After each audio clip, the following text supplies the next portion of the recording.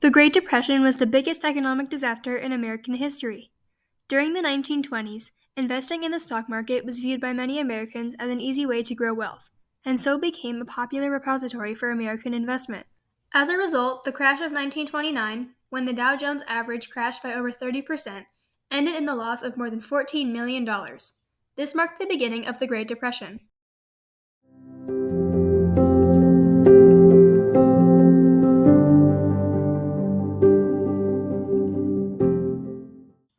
One of the most pressing issues of the Great Depression was pervasive homelessness.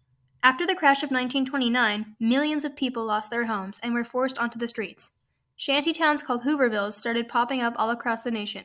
The Hoovervilles housed 100 to 1,000 homeless people. Hoovervilles were named after the 31st President of the United States, Herbert Hoover.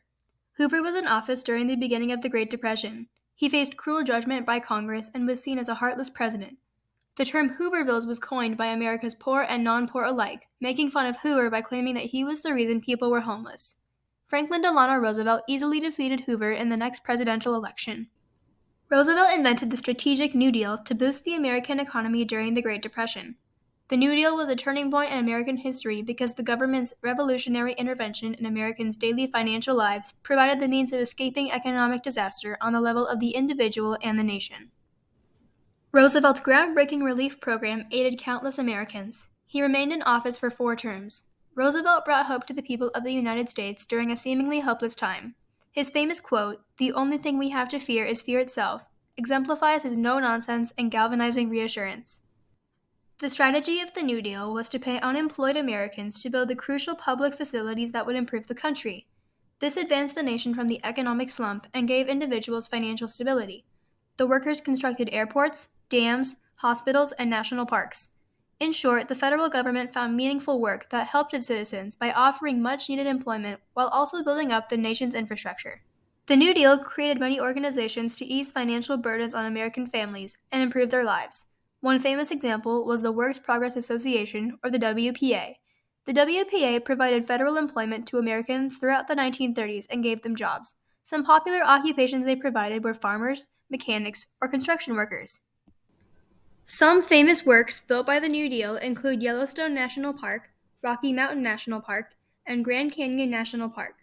All of these public parks were constructed by WPA workers, helping both the nation and the individuals who manufactured them. And the national parks didn't just help out during the Great Depression. According to the U.S. Department of the Interior, a record high of $30.5 billion was made in visitor spending in communities near national parks in 2022. This is an example of how the New Deal's work is benefiting the country to this day. Here are some other famous works that the New Deal constructed during the Great Depression.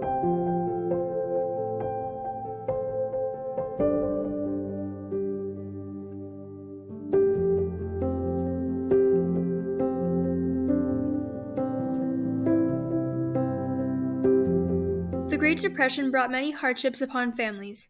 Because workers were losing their jobs so frequently, countless families did not have the money needed to support themselves. Dorothy Lang, a famous photographer, traveled across the United States and documented these desperate conditions to shed light on the major issues of the 1930s. Her work became known as the Migrant Mother series. In an interview with Great Depression survivors Anna Marie and Raymond McIntyre, they respond to a question about how the WPA helped them. They say, "The WPA really kind of saved my family. From then on, my dad had a job. It was $15 a week, but that was good at the time." This is an example of how the New Deal helped families struggling to regain financial stability. The WPA also housed workers and their families in WPA worker camps. These camps became popular throughout the country and provided running water, shelter, and other essential services. Some camps offered community halls or religious gathering areas, giving the camps a feeling of a regular neighborhood. However, the WPA could not provide for everyone, and thousands of citizens, including countless children, were still homeless during the 1930s. During the Great Depression, homelessness and unemployment were not the only pressing problems. Many American parents without money had trouble supporting their children. Kids had to work odd jobs, most times too strenuous for a child's strength, to help provide for their families. They went without proper hygiene and food. Most American children could not attend school because they were needed to help provide food and other essential items for their families. The New Deal intervened in family life at the level of the child by organizing educational programs and fun events for children. Talent shows, plays, and science classes were among the activities kids had the opportunity to attend. The goal was to ensure that American children could continue learning during the Depression. The New Deal also provided free school lunches for all needy kids. This practice is still widely available to this day and traces all the way back to the New Deal.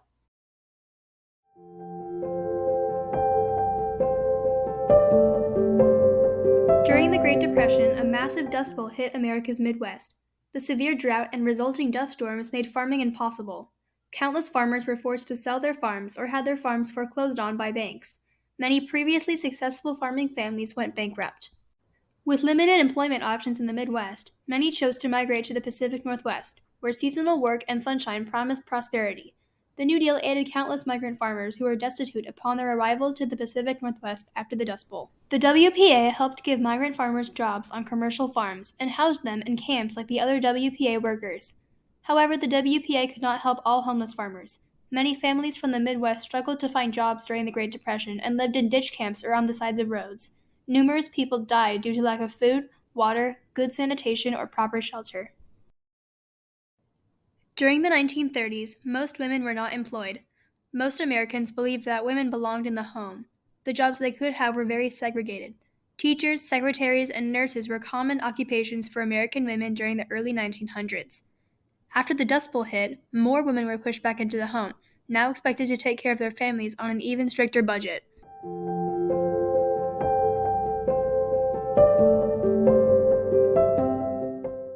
In response, Franklin Roosevelt broke barriers by hiring smart political women to help lead the country. These women were female New Dealers and revolutionized the women's rights movement. By the 1940s, many women had joined branches of the workforce that used to be segregated from females. During the 1930s, African Americans faced widespread discrimination. Last hired, first fired was a cruel joke used during the time because of how hard it was for African Americans to be employed. African American unemployment rates doubled or tripled those of whites. The Great Depression only made their work search harder.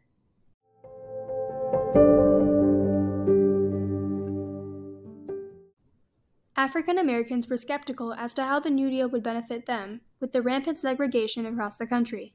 However, Franklin Roosevelt was a very popular president amongst black citizens. Roosevelt had many African American advisors and was known for his inclusiveness to all American citizens.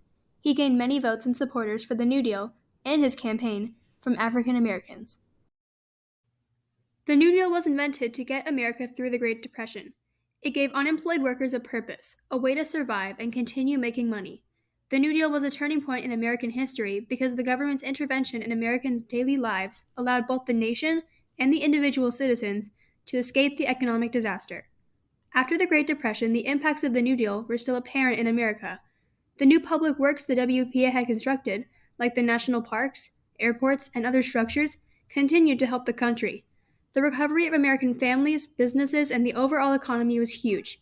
The New Deal changed many aspects of American life and shaped the way we think about the economy today.